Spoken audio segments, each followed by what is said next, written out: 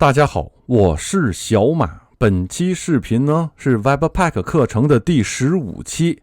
本期的主题呢，大家请看我的标题 HTML Webpack 插件自动生成网页 HTML。今天呢，咱们通过使用 HTML 这个插件来让咱们自动生成网页。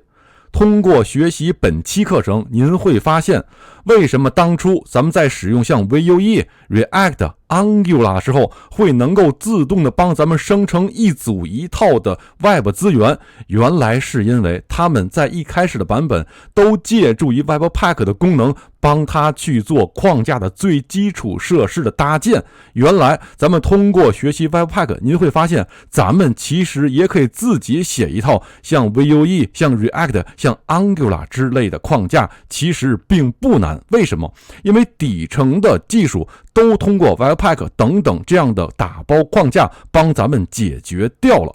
好，闲言少叙，让咱们马上开始哦。好的，首先咱们看一下今天的知识点，就一个使用 HTML Webpack 插件来自动生成咱们的网页。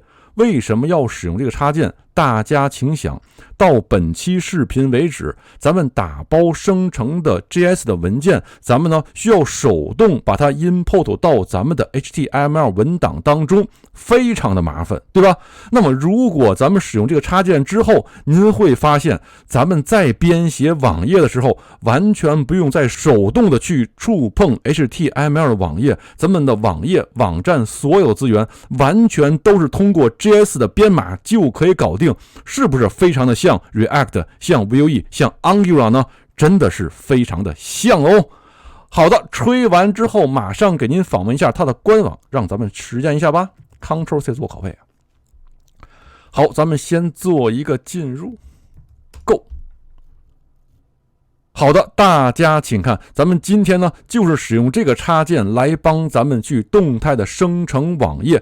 这个插件呢有好多的参数，您呢可以参照这个网页来确认一下它都能够生成哪些个内容。另外呢，它是基于 Lodash 的模板进行网页的生成，它呢从根本上讲就是一个模板的替换技术啊，这个没有什么哦。